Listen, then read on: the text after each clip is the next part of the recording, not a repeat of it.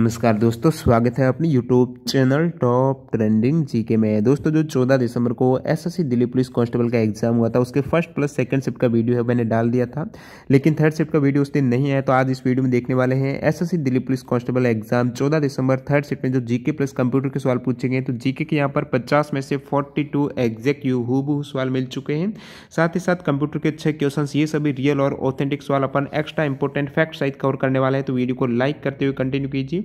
इसकी PDF file आपको 14 दिसंबर के ऑल शिफ्ट की पीडीएफ फाइल जल्दी टेलीग्राम चैनल पर मिल जाएगी। जिन भी कैंडिडेट ने टेलीग्राम चैनल ज्वाइन नहीं किया तो डिस्क्रिप्शन बॉक्स में लिंक है, क्लिक करके ज्वाइन कर सकते हो, या फिर डायरेक्ट सर्च कीजिए ट्रेंड जी के, वहां पर आप ज्वाइन हो जाना।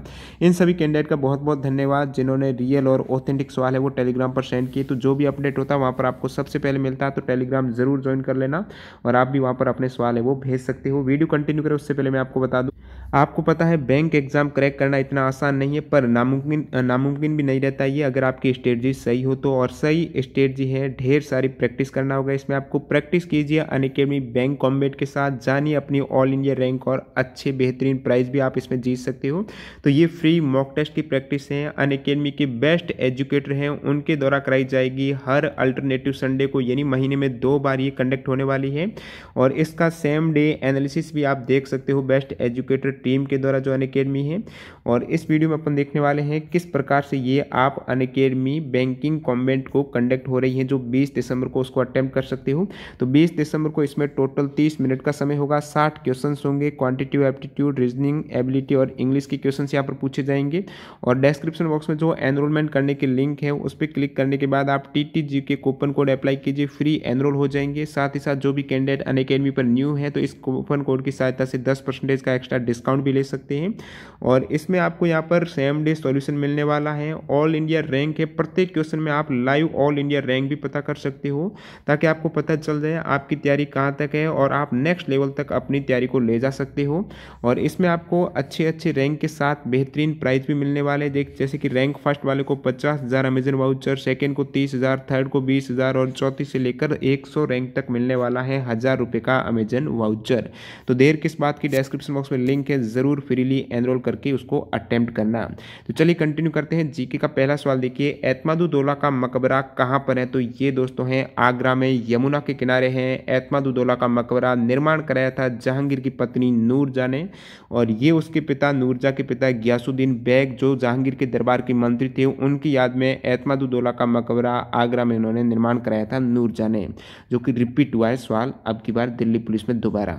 अलकनंदा और पिंडर नदी कहाँ पर मिलती है? तो ये नदी कर्णप्रयाग में मिलती है। कर्णप्रयाग है चमोली उत्तराखंड में, वहां पर पिंडर नदी अलकनंदा से मिलती है। मैं बात करूं देवप्रयाग की, तो देवप्रयाग में अलकनंदा भागीरथी का संगम होता है और कर्णप्रयाग में अलकनंदा पिंडर नदी का संगम होता है। एशियन गेम 2022 कहां पर होने वाले हैं? तो एशियन गेम्स 2022 होंगे चाइना में, हांगझाऊ चाइना में। इसका मोटो है हार्ट टू हार्ट। इसके मास्कट जो शुभंकर की बात करूं 2022 में एशियन गेम्स का शुभंकर, तो वो है 3 स्पोर्टी रोबोट्स जो स्मार्ट ट्रिपलेट्स है, वो इसका मास्कट हो जाएगा। 2018 में इससे पहले एशियन गेम्स हुए थे, वो जकार्ता पालेम्बंग इंडोनेशिया में हुए थे। नेक्स्ट वन देखिए, अकबर ने हिंदुओं पर तीर्थ यात्रा टैक्स कब समाप्त किया था? तो अकबर ने हिंदुओं पर जो तीर्थ यात्रा टैक्स था वो समाप्त कर दिया था 1563 में। ये हिंदुओं पर तीर्थ यात्रा कर को अकबर ने समाप्त किया था। अकबर ने एक और कर को समाप्त किया था, वो था जजिया टैक्स था, जो कि 1579 में जजिया टैक्स। इससे पहले तीर्थ यात्रा टैक्स 1563 में अकबर ने समाप्त कर दिया था। जजिया टैक्स भी एक धार्मिक कर था जो मुस्लिम राज्य में रहने वाले गैर मुस्लिम जनता से वसूला जाता था।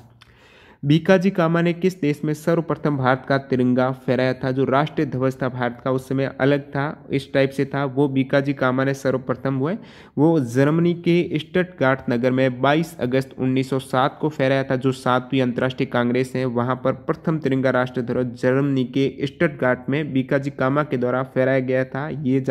उस समय ये आपके राष्ट्रीय ध्वज था। और बीकाजी कामा की बात करूँ तो ये भारतीय मूल की पारसी नागरिक थी जिन्होंने लंदन, जर्मनी, अमेरिका का भ्रमण करके के भारत की स्वतंत्रता के पक्ष में वहाँ पर माहौल बनाया था। तवा बांध है वो कहाँ पर है, तो तवा बांध है, तवा परियोजना है, ये मध्य प्रदेश के होशंगाबाद जिले में स्थित नर्मदा की सहायक नदी तवा नदी पर बना हुआ बांध है। लेटेराइट मिट्टी जहाँ पर चाय के लिए उपयुक्त मिट्टी है, इसमें किसकी कमी होती है इस मिट्टी में, तो ह्यूमस, फास्फोरस, नाइट्रोजन और कैल्शियम की कमी होती है। और किसकी बहुलता होती है, तो वो आयरन और सिलिका की होती है। मैं लाल मिट्टी में कमी की बात करूँ तो लाल मिट्टी में भी नाइट्रोजन, फास्फोरस और ह्यूमस की कमी होती है। तिलक स्वराज फंड किस आंदोलन से संबंधित था, तो तिलक स्वराज फंड है ये असहयोग आंदोलन से संबंधित फंड था जिसमें 1 करोड़ रुपए एकत्र करने का लक्ष्य रखा गया था। अल बरूनी की पुस्तक, ये रिपीट हुआ सवाल, किताब उल हिंद किसकी बुक्स है, अल बरूनी की ये बुक्स है। ये किस भाषा में लिखी गई थी, तो ये दोस्तों लिखी गई थी अरबी भाषा में। अल बरूनी की पुस्तक किताब उल हिंद अरबी भाषा की एक कृति है, रचना है। अगला सवाल देखिए, ICMR यानी जो Indian council of medical research है, उनके डायरेक्टर जनरल पूछा था, तो बलराम भार्गव है, नई दिल्ली में स्थित है ICMR। सांची के स्तूप की कितने गेट है, तो आप सभी को पता होगा सांची का स्तूप मध्य प्रदेश में है और अशोक ने 3वीं शताब्दी में इसका निर्माण कराया था। लेकिन यहाँ पर गेट का पूछा है तो 4 गेट है, चारों दिशाओं में। इसे तोरण बोला जाता है, जो गेट है सांची के स्तूप को, उसको तोरण बोला जाता है। भगवान महावीर का जन्म कौन सी शताब्दी में हुआ था, तो 6वीं शताब्दी में हुआ था, 599 ईसा पूर्व वर्ष पहले। और जन्म हुआ था भगवान महावीर का वो वैशाली के गणतंत्र राज्य क्षत्रिय कुंडलपुर में हुआ था, जो जैन धर्म के 24वें तीर्थंकर है भगवान महावीर। ग्राम पंचायतों का संगठन किस आर्टिकल में है, तो आर्टिकल 40 में है ग्राम पंचायतों का संगठन। मैं बात करूं पंचायती राज एक्ट की, तो वो है 1992 में। जो 73वें संविधान संशोधन अधिनियम 1992 में हुआ था, वो था पंचायती राज अधिनियम, जो 1993 में इसे संवैधानिक मान्यता दे दी गई थी इस एक्ट के तहत, इस संशोधन के तहत। और ये 24 अप्रैल 1993 से 73वां संविधान संशोधन एक्ट बन गया, जो कि 24 अप्रैल को राष्ट्रीय पंचायती दिवस के रूप में भी आपको पता है मनाया जाता है। और पंचायती राज जो व्यवस्था है, पंचायती राज है, वो भाग 9 में अनुच्छेद 243 है, ये मूल संविधान में, इससे संबंधित है पंचायती राज से। NK सिंह किस वित्त आयोग के अध्यक्ष है, तो 15वें वित्त आयोग के अध्यक्ष हैं NK सिंह। T20 में जो प्रथम पावर प्ले का मतलब 1 से लेकर 6 ओवर है T20 में, उसमें 30 गज के सर्कल से बाहर है वो कितने खिलाड़ी होने चाहिए, तो 2 खिलाड़ी हैं, अधिकतम 2 खिलाड़ी 30 गज के सर्कल से बाहर रह सकते हैं, इससे ज़्यादा नहीं रह सकते हैं। तो ये तो T20 का पावर प्ले हो गया। मैं बात करूं ODI के पावर प्ले की, तो वो होता है 1 से लेकर 10 ओवर तक, उसमें भी 2 खिलाड़ी 30 यार्ड के सर्कल से बाहर रह सकते हैं। डिवाइन कॉमेडी के ऑथर पूछा है, तो ये जो पोएम है डिवाइन कॉमेडी, ये दांती अली गिहरी की पुस्तक है, तो ये पोएम हो जाएगी अली गिहरी की। डेमोक्रेट्स एंड डिसेंटर्स बुक्स के ऑथर पूछा है, तो रामचंद्र गुहा हैं इस पुस्तक के लेखक। बराक नदी के किनारे कौन सी सिटी है, तो ये असम की सिटी है सिलचर। बराक नदी के किनारे है असम की सिटी सिलचर। नेक्स्ट यहाँ पर सवाल number 19, the respiratory organ of the insect है, कीड़ों का श्वसन अंग रहता है वो ट्रैकिया है। सुल्तानपुर राष्ट्रीय अभ्यारण्य कहाँ पर है, तो ये है दोस्तों हरियाणा में, गुरुग्राम हरियाणा में है सुल्तानपुर राष्ट्रीय अभ्यारण्य। अगला सवाल देखिए, बाहुबली महामस्तकाभिषेक है, ये महोत्सव कहाँ पर होता है, तो बाहुबली महामस्तकाभिषेक महोत्सव जो गोमटेश्वर बाहुबली का होता है, ये 12 वर्ष के अंतराल पर दक्षिण भारत के कर्नाटक राज्य के श्रवणबेलगोला शहर में आयोजित होता है। तो श्रवणबेलगोला में होता है, जो कर्नाटक राज्य की सिटी है, वहाँ पर महामस्तकाभिषेक जैन समुदाय का सबसे बड़ा महोत्सव आयोजित होता है 12 वर्ष के अंतराल में।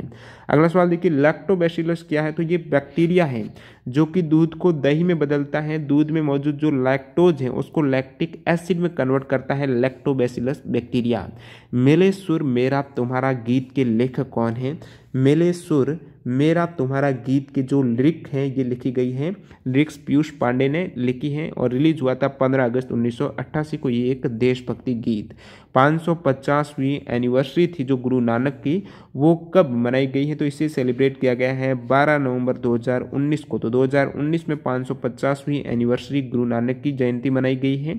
इसे प्रकाश पर्व के रूप में मनाया जाता है गुरु नानक देव जी की जयंती को, और ये सिखों के पहले गुरु थे और इनका जो जन्म हुआ था कार्तिक कार्तिक मास के शुक्ल पक्ष की पूर्णिमा के दिन ये जयंती मनाई जाती है। कार्बोहाइड्रेट्स किसमें नहीं पाया जाता है, तो इसमें एक ऑप्शन रेनिन था जो करेक्ट हो जाएगा। ये रेनिन एक एंजाइम है, अमाशय की उपस्थिति एक ग्रंथि रहती है उसमें पाया जाता है। कार्बोहाइड्रेट की बात करूं तो ग्लूकोज, फ्रक्टोज, गैलेक्टोज ये मोनोसेकेराइड कार्बोहाइड्रेट हो जाएंगे। डाइसेकेराइड में आपके माल्टोज, लैक्टोज, सुक्रोज हैं। पॉलीसेकेराइड में स्टार्च, फाइबर, ग्लाइकोजन। रेगटा किससे संबंधित टर्म है, तो रेगटा टर्म है ये है दोस्तों बोट रेस की सीरीज है। Regatta is a series of boat race. Bharat में प्रथम आर्थिक जनगणना कब की गई थी, तो 1977 में की गई थी भारत में प्रथम आर्थिक जनगणना, फर्स्ट इकोनॉमिक सेंसस 1977। भारतीय संविधान समिति के अध्यक्ष का पूछा है, तो कमेंट करके बताना कौन सी समिति थी। बाकी मैं संविधान समिति की बात करूं तो निर्मात्री समिति की पूछा होगा तो भीमराव अम्बेडकर हो जाएगा। बाकी जो भी समितियां हैं, वैसे संविधान सभा का पूछा है तो संविधान सभा का अस्थायी अध्यक्ष हैं वो सच्चिदानंद सिन्हा थे। संविधान सभा के अध्यक्ष डॉक्टर राजेंद्र प्रसाद थे। अन्य जो भी समिति हैं जैसे निर्मात्री होगी भीमराव अम्बेडकर। संवैधानिक सलाहकार कौन थे, BN राव। ड्राफ्टिंग जो प्रारूप समिति है उनके अध्यक्ष भी Bhimrao Ambedkar ji. Union power committee है जो संघीय शक्ति समिति है वो जवाहरलाल नेहरू। और यूनियन जो कॉन्स्टिट्यूशन कमेटी है वो भी जवाहरलाल नेहरू। एडवाइजरी कमेटी थी जो फंडामेंटल राइट और माइनॉरिटी की, उनके अध्यक्ष वल्लभ भाई पटेल। और उसमें सब कमेटी जो फंडामेंटल राइट की JB कृपलानी इंपॉर्टेंट है। माइनॉरिटी की सब कमेटी हरेंद्र कुमार मुखर्जी। और स्टीयरिंग कमेटी राजेंद्र प्रसाद हो जाएंगे। और जो राष्ट्रीय ध्वज की तदर्थ कमेटी है वो राजेंद्र प्रसाद। हजारीद्वारी महल कहाँ पर है, तो हजारद्वारी महल है पश्चिम बंगाल मुर्शिदाबाद जिले में। इसके अन्य नाम है निजामत किला, बड़ा कोटी है। ये हजारद्वारी महल के अन्य नाम है। वास्तुकार कर्नल डंकन मैक्लॉड। लोक जनहित पार्टी किस राज्य से संबंधित है, मैं बात करूं लोक जनशक्ति पार्टी की, ये तो बिहार की। आप कमेंट करके बताना लोक जनहित पार्टी किस राज्य की है। और राष्ट्रीय जनता दल है बिहार का, तो ये बिहार का होना चाहिए आई थिंक। आपकी कचेरी टेलीविजन शो किसने होस्ट किया, तो आपकी जो कचेरी है वो टेलीविजन शो होस्ट किया था किरण बेदी ने। ओरिजिनल नेटवर्क है इसका, स्टार प्लस पर आया था ये। और अगला सवाल देखिए, मैग्नीशियम का जो संयोजी इलेक्ट्रॉन वैलेंस इलेक्ट्रॉन है वो किस कोष में होता है, तो वो होता है दोस्तों M कोष में। क्योंकि आपको पता है परमाणु क्रमांक होता है मैग्नीशियम का 12, तो इस प्रकार से सेल में रहते हैं। K में आपको पता अधिकतम 2, फिर L में अधिकतम 8 और M में बचे हुए 2 और 8 10 हो गए, टोटल 12 है। तो 2 इलेक्ट्रॉन जो संयोजी इलेक्ट्रॉन है वो M कोष में रहेंगे। अगला सवाल यहाँ पर मुद्रास्फीति जनित मंदी में क्या होता है, ये भी रिपीटेड सवाल है SSC में। मुद्रास्फीति जनित मंदी है, इसमें क्या होता है कि मुद्रास्फीति की दर और बेरोजगारी पर दोनों ही एक साथ हो जाते हैं, बढ़ जाते हैं। इसे स्टैगफ्लेशन इंग्लिश में बोलते हैं। तो मुद्रास्फीति की दर यानी वस्तुओं की कीमतें हैं वो बढ़ जाएगी, तो जो उत्पादन करने वाली कंपनी है वो कम उत्पादन करेगी, क्योंकि उत्पादन आगे काम नहीं आएगा, कोई खरीदेगा नहीं, उसकी कीमतें आगे से बढ़ी हुई है। तो वहाँ पर जो रोजगार है वो भी कम हो जाएगा, वहाँ पर जो काम कर रहे हैं मजदूर वगैरह उसको भी कम करना पड़ेगा, तो बेरोजगारी बढ़ जाएगी। तो ये मुद्रास्फीति की दर बढ़ेगी, बेरोजगारी बढ़ेगी, दोनों ही एक साथ उच्च स्तर पर होते हैं, तो वो मुद्रास्फीति जनित मंदी कहलाती है। आनुवांशिकी का पिता किसे कहा जाता है, पूछा गया था कौन, जेनेटिक्स जो आनुवांशिकी है उनसे संबंधित है, तो ग्रेगर जॉन मेंडल हो जाएगा। Which is the male reproductive part of flavour, तो फ्लेवर का मेल रिप्रोडक्टिव पार्ट है वो है पुंकेसर है, स्टेमन है। और फीमेल रिप्रोडक्टिव पार्ट है फ्लोवर का, उसे कहा जाता है स्त्री केसर पिस्टिल। अगला सवाल देखिए, ब्राजील की फुटबॉल टीम में ब्राजील की फुटबॉल टीम ने किस इंडियन टीम को ट्रेनिंग दी थी। एग्जैक्ट ये क्या सवाल था आप कमेंट करके बताना। करंट अफेयर से सवाल पूछा गया था, इसमें क्या ऑप्शन थे वो भी आप बता देना, जिन भी कैंडिडेट का था 14 को थर्ड शिफ्ट में।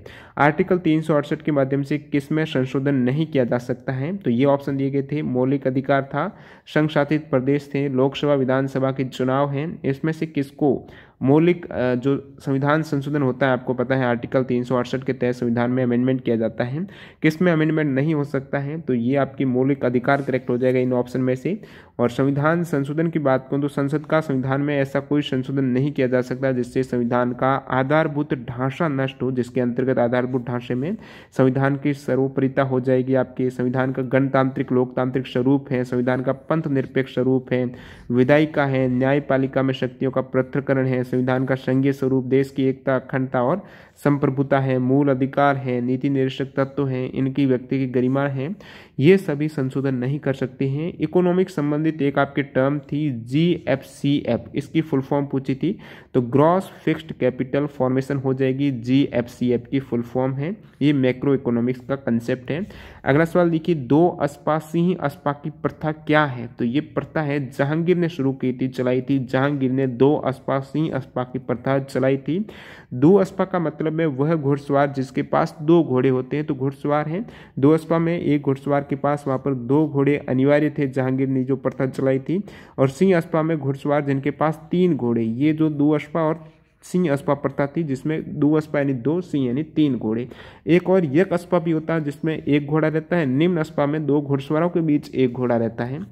अगला सवाल देखिए, निम्नलिखित में से सही मिलान नहीं है। इसमें ये एक आपके मिलान सही नहीं था। अंतरजी खेड़ा राजस्थान दे रखा था, आपको पता है। अंतरजी खेड़ा ये उत्तर प्रदेश के एटा जिले में काली नदी के तट पर स्थित एक आर्कियोलॉजिकल साइट है।